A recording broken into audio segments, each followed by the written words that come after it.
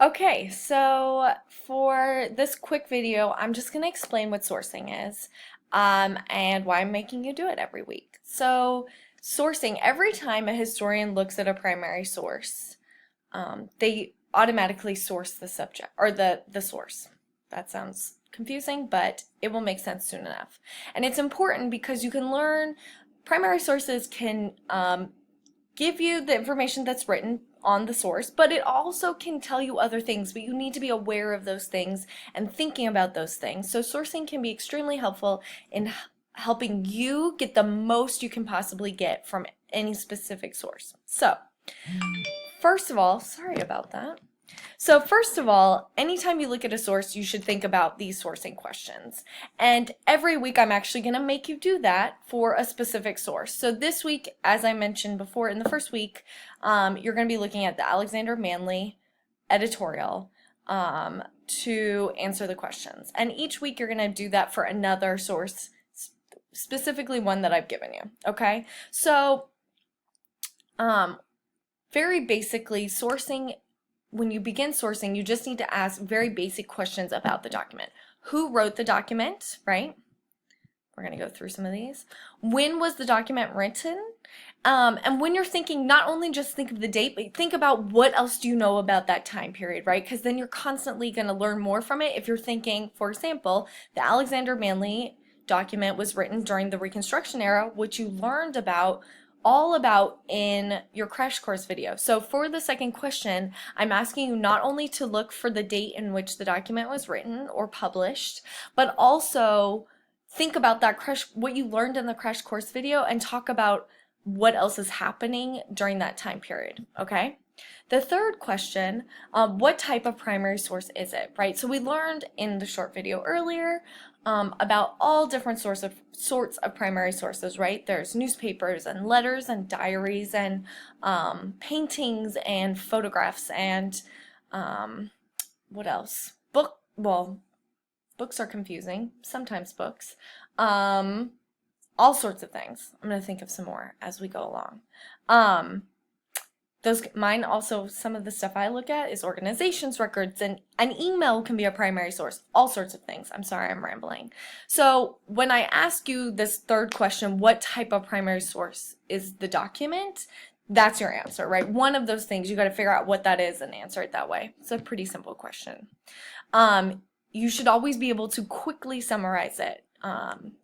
To make sure you're pulling out the significant parts and kind of not paying attention to the important pieces, right?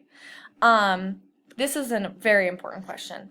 Who is the intended audience? And this is what I mean by you can learn more about a source by sourcing the actual document. So many primary sources have purposes, right? And that's really what the historian's looking for. What is the purpose, right? And intended audience can kind of give you a light or a view into what that purpose is. So for example, if you're looking at a diary, most would assume that the only intended audience of a diary is that person, right? So you might be able to gather more truth from that document because they aren't intending to show a lot of other people that document. Whereas if you're reading a politician's speech, his speech is hoping that he might be elected, right? He or she, I should say. And so with that perspective, you should think about how truthful are they being? Are they exaggerating certain points? All of those things, right?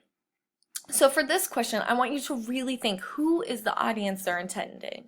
And this can be a very large audience. It can be a very small, just as I have portrayed between like politician's election speech versus a diary entry, right? And when you answer this question, I want you to think about what's your reasoning behind guessing that intended audience. That's a really important factor too. And then lastly, so I want you to think about, what does this primary source tell us about the culture in which it was actually written, right? And so you're kind of combining what you learn about a time period and then what's in the source, right?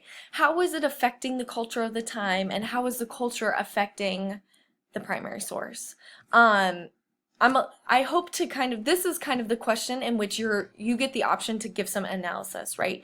So you're not just stating a fact about the document. You're actually thinking about it from your own perspective. So this question will kind of helpfully help to teach you and to get comfortable with writing analysis. So every week you're going to have to source one primary source. But my hope that whenever you read a document, a primary source for this class, these questions will automatically start to enter your mind, and you'll start thinking about them without even considering the fact that you're thinking about them. It is one of the most basic skills that every historian needs and uses quite honestly every day they read a source. Every time you read a source, you should be thinking about these questions, and it'll help you not only read the source in a way that's going to help you write history better, but also kind of learn to read between the lines and get more from the source than is just simply written on the page. Okay, so every week you'll be practicing these, and by the end of the semester, summer session, you're going to be an expert at sourcing. All right, thanks so much. Good luck. Bye.